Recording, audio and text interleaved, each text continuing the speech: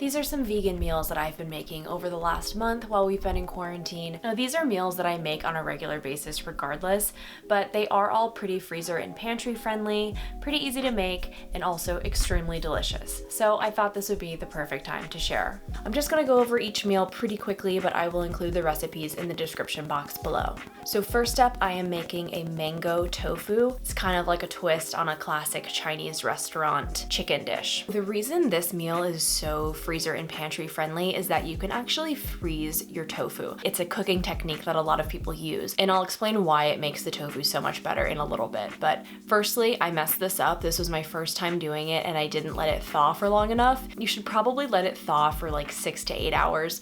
I let it thaw for about a half hour, and then I ran it under some hot water, and then when that didn't completely work, I put it in the microwave for about a minute, and this was obviously just a terrible technique and it didn't even completely thaw it out all the way, so don't do what I did. So once your tofu is completely thawed, you will want to squeeze the excess water out, and I had some issues here, I think because it was still partially frozen, but it started kind of crumbling and falling apart, so I just wrapped it up in a dish towel and let it sit for about 5 minutes. So I normally cut the tofu into cubes, but as you'll see here, the block kind of just like crumbled apart. So some of it came out in cube shapes and some of it just came out in whatever shape I could make it into based on how it had fallen apart. So the reason that people freeze tofu is that when it freezes, ice crystals form throughout the tofu. So it makes the tofu much more porous overall, gives it a little bit more of a chewy kind of chickeny texture, and it makes it that much easier for the tofu to absorb more flavor. So obviously when we're going for more of like a chicken type of vibe, I thought the frozen tofu would work really well.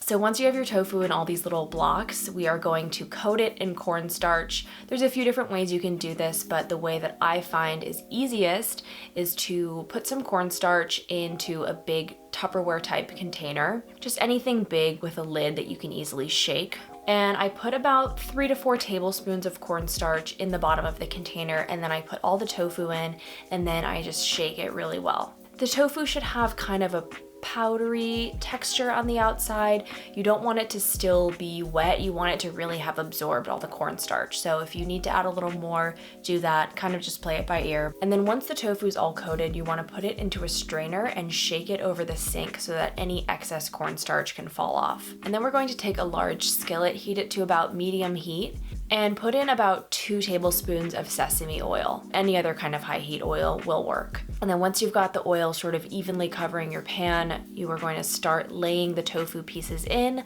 I like to try to lay it into sort of neat rows as much as I can, and then toward the end, it usually all just kind of goes to hell and I start cramming everything in everywhere.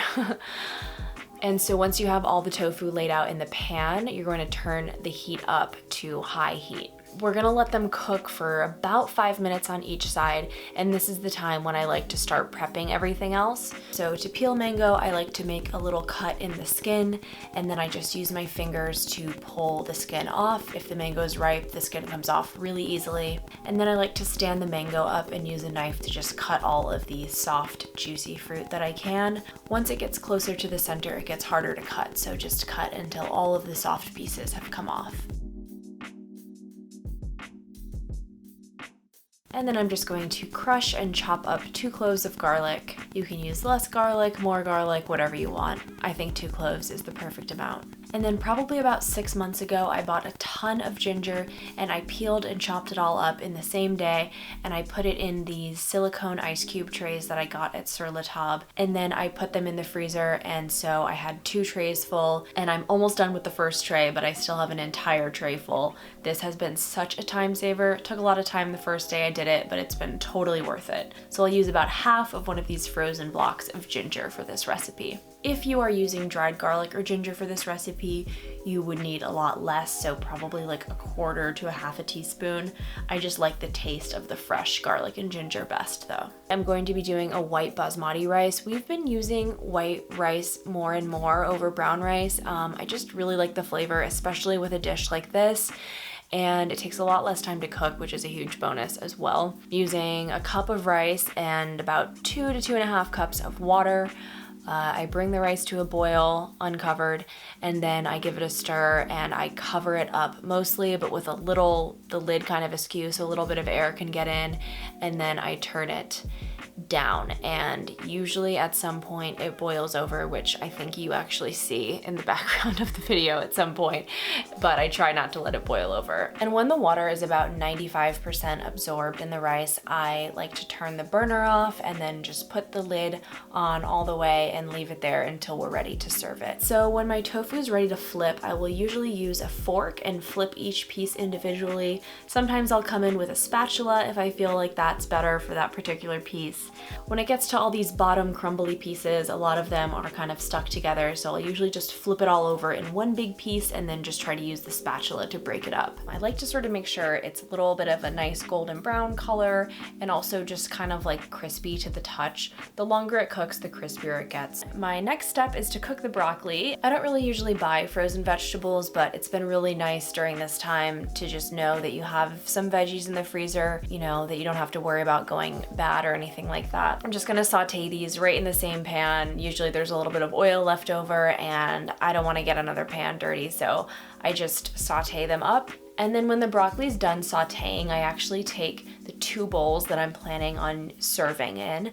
I put the broccoli in one of the bowls and then I put the other bowl on top, and then I put both of these into an oven that I've preheated to 150 degrees. So I love doing this because it keeps the broccoli warm and then it also warms up the bowls. So with the broccoli taken care of, now I'm going to start on the sauce for the tofu. I usually put close to 2 cups of orange juice, but because we're doing it with the mango, I'm going to do only about 1.5 cups of orange juice, and then you can add a little bit of water too if you want, right into your big skillet, and then you're also going to immediately add in all the ingredients actually. So the garlic, the ginger, the mango, and then I do a tablespoon of maple syrup, 2 tablespoons of tamari, and then I love using this Hoi Fong chili garlic sauce. It just gives it a little bit of an extra kick and a little bit extra flavor. I'll just do kind of like half of a forkful usually. I really don't understand the flavor of coriander or what it adds, but I literally just do a pinch. Like I literally reach my fingers in and do a pinch. It's probably like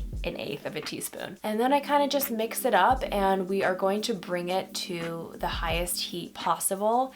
It's going to boil, and then it's just going to kind of reduce over time. So it takes about 10 to 15 minutes. And then I just kind of stir it occasionally to prevent anything from sticking to the edges of the pan too much. And so you'll know it's close to done when it kind of gets a thick and syrupy texture to it. I like adding in the tofu at the last possible minute because the longer it's in there, the less crispy it gets. So when I think that the sauce is pretty much done, I will turn off the heat, add in all the tofu, and just kind of stir it around for a minute or 2 to make sure everything gets completely coated.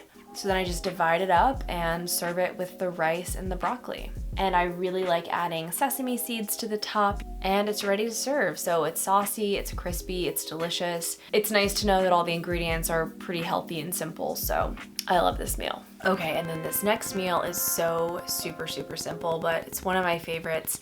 I call it tortilla pizza. You could probably guess what it is from the title.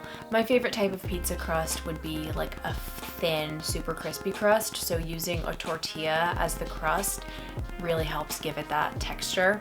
So I always use the Food for Life Ezekiel tortillas, and I usually use the big ones, but we couldn't find those in our store on our last trip, so we got the smaller ones. So I'm doing 3 smaller pizzas for each of us as opposed to 2 big pizzas for each of us. And then I just do some marinara sauce, and I will add whatever veggies we're using. Tonight I'm doing some chopped spinach and kale, and I do like to chop my spinach and kale up because nothing is worse, in my opinion, than biting into a piece of pizza and pulling your mouth away and having like a limp, hot piece of kale burn your chin. And then I will do some mozzarella, and I'm actually using the 3 Girls Vegan Creamery mozzarella. They're a vegan cheese shop in Connecticut, but they do so much more than just vegan cheeses now. They have a lot of like prepared meals, and they're actually delivering delivering nationwide during this quarantine time, so if you want to order from them, go to 3girlsvegan.com. I actually have a video coming out with them pretty soon, which I'm really excited about. And then this is where I typically add a protein to the pizza. So on mine, I'm doing the Light Life pepperoni. I used to really love pepperoni, and I think the Light Life one is pretty similar in terms of taste and texture, but Paul doesn't like this, so I'm not going to be adding anything to his. Back in the day, we always used to add the Beyond Chicken strips. That was my favorite thing to put on this, but they discontinued them, which I'm really upset about. I would recommend adding on some kind of vegan bacon. If you like pineapple on your pizza like I do, you could do like a Hawaiian pizza with pineapple and vegan bacon and red peppers. You could also do like a veggie sausage. I bet the Beyond Italian sausages would be really good sliced up on here. And then I like to top it off with some Parmesan, and I'm using the Follow Your Heart Parmesan, which is my favorite vegan parm. I think the Parmesan just gives it kind of a little bit more of a tangy flavor that goes really nicely with the creaminess of the mozzarella. And then I like to do a little drizzle of olive oil over the top of each pizza, and sometimes I'll also do a little bit of salt and pepper, and then I just pop it in the oven, usually at about 375 to 400, and it usually takes about 10 to 15 minutes. I like to wait for all the cheese to melt. I also like my pizza to be a little more well done. So now they're done, and I'm just going to slice them up. So if you put greens on your pizza like I did, they get nice and crispy in the oven, which I love. The cheese is nice and melted, the pepperonis are crunchy, and it's just the way I like it. So this you can obviously do so many different ways. You can have fun with it, but it really is a super easy meal, and we keep the tortillas stored in the freezer, so you can buy a bunch of them and just pull it out when you're ready to use them. And my last meal that I'm going to be making is a Mediterranean pasta dish. A couple years ago I started making this for Paul, and he is Greek, so I think this meal just like really speaks to his Mediterranean roots, and it's just such a delicious and filling meal. I love brown rice pasta. I just love the texture of it. I used to make this meal with a red lentil pasta, which was nice because it gave it kind of a protein base, but now I like to use the brown rice pasta, and then I will add in some cannellini beans. It just really kind of adds this sort of hearty and creamy element to the dish. It also adds a lot of protein and fiber, which is great. And then we're also going to be adding in artichokes, capers, sun-dried tomatoes, olives, or you can use an olive tapenade, but lately we've been loving using just whole olives. And then we're also going to use some garlic, some lemon, and then we're also going to use some white cooking wine or a white wine of your choosing. So first we're going to get our water boiling for the pasta. So I'm going to fill up my pot and salt the water and put it on a high heat. And then I'm going to add in about 3 cups of pasta. This amount usually gives us some leftovers that we can have for lunch the next day, or if we're really hungry, we will eat the entire thing. And then we are going to get chopping. So I chop up the artichokes, the sun-dried tomatoes, and kind of roughly chop up the olives, and also going to crush and mince my garlic. I'm just using 1 clove of garlic. You can definitely use more, or you don't even have to use garlic if you don't like it. And I'm also going to slice a piece of lemon to use as well. And so now I'm going to get a big skillet, turn it on about medium heat, and do about a tablespoon of olive oil. So I'm gonna start sauteing my garlic until it gets a little fragrant, probably about a minute, and then I will add in my capers, and these capers always spit like hot little water particles. I'll usually turn the heat down a little bit to prevent making a mess and getting burned. So now I'm going to add in my cooking wine.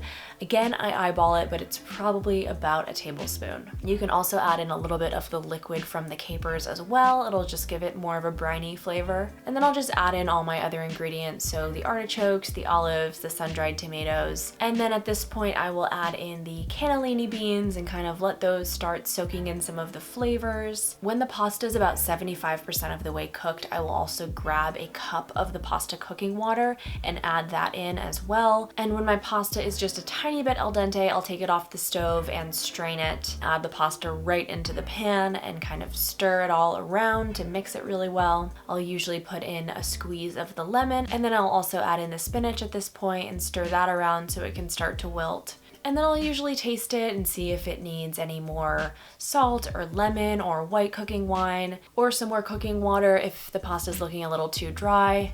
Now, as you can probably tell, all of these ingredients are pretty salty, so I won't add in any more salt, but you can add a few cracks of fresh pepper if you'd like. So one last option that I love is to add in some Parmesan, and just sprinkling some of that on there just gives it a little more tang, a little bit of creaminess, and our pasta is ready to serve. And so that's it for the meals I've been making in quarantine. Like I said, they are pretty pantry and freezer friendly and also relatively easy to make. I will include all the recipes below. Hope you guys are all doing well, and I'll see you guys next time. Bye.